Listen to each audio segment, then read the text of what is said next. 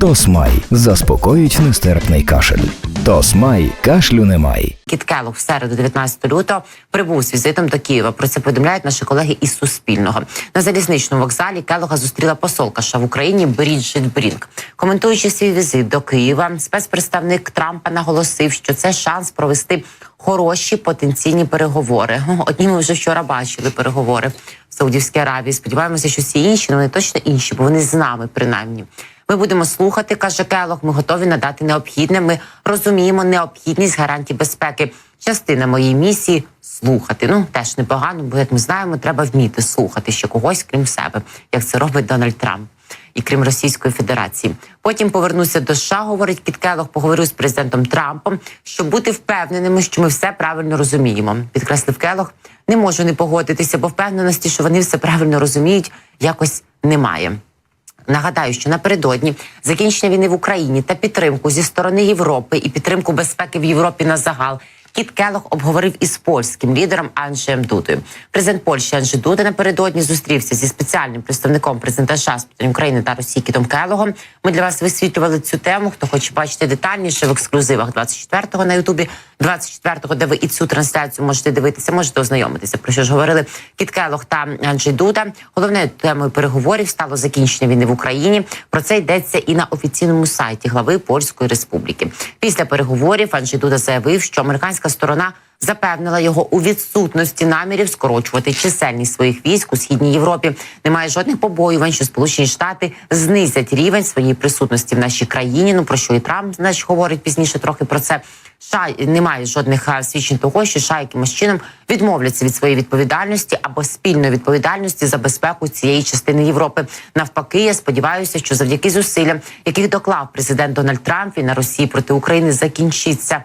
Наголосив президент Польщі. Також він додав, що очікує припинення бойових дій і сподівається, що російська агресія проти України припиниться. Справедливий мир має бути відновлений, тому що це те, що Україна відчайдушно потребує. Питання тільки в тому, на яких умовах і вестимуться переговори. Тут потрібна дуже жорстка політика, нагадав Анджей Дуда. Нагадаю, що спецпредставник глави США Дональда Трампа Кіт Келлог, який сьогодні вже не в Польщі, а в Україні, зустрінеться з президентом України Володимиром Зеленським, урядовцями та військовими. А також, принаймні, як повідомляв президент України Володимир Зеленський, він може поїхати на фронт. Буде і там слухати, і дивитися. Головне, якраз може і по містах наших поїздить, і подивиться, як Сергій Лавров не бомбить українську енергетичну інфраструктуру, як він бреше в очі іншому спецпредставнику США Стівену Віткофу, а також держсекретарю США Марко Рубіо та раднику Трампа з питань безпеки Майклу Волсу. Ось цим всім міністр закордонних справ Росії, якого тепер пускають, виявляються за великі геополітичні столи, сидить і бреше про те, що не вони починали війну, про те, що не вони обстрілюють нашу інфраструктуру, а постійно цілять по якихось найманцях і військових.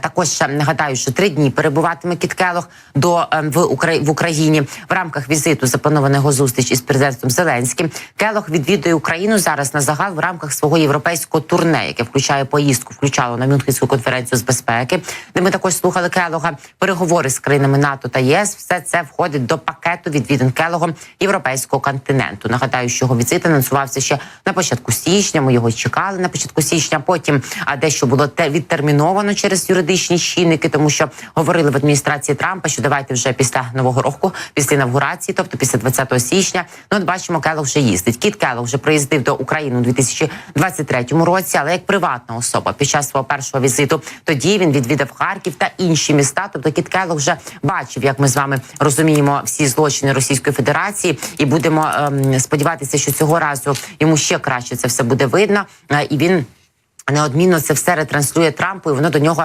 сподіваюся, що так, як те, що ми ретранслює, наприклад, Ілон Маск, так буде доходити туди, куди треба, саме до тих звивин. Нагадаю, що донька Кіта Келлога, Меган Мопс, яка очолює фонд, котрий ще тісно пов'язаний з Україною, 15 разів, щонайменше, була в Україні, і буквально ось в ці дні перемовин непевних в Саудівській Аравії Меган Мопс, донька Кіта Келлога, також, як зауважує наш постійний гість, політтехнолог Михайло Шетельман, свіжу розмову, з яким ви можете подивитися мою на Ютубі 24-го. Вона і зараз в твіті, в соцмережі X постійно публікує пости, в яких каже, що підтримка України буде зберігатися, і світ закликає також не зменшувати градус допомоги нам, тому що дійсно градус напруженості більш ніж зростає, зокрема з того, що ми чуємо від Дональда Трампа щоночі і щоранку. Знаєте, скоро не будемо ні спати, ні їсти від тих новин, які періодично звідти лунають. Хоча також нагадаю, аби і заспокоїти нас на загал, що потрібно дещо спокійніше ставитись до того, що говорить Трамп, бо він говорить зранку одне,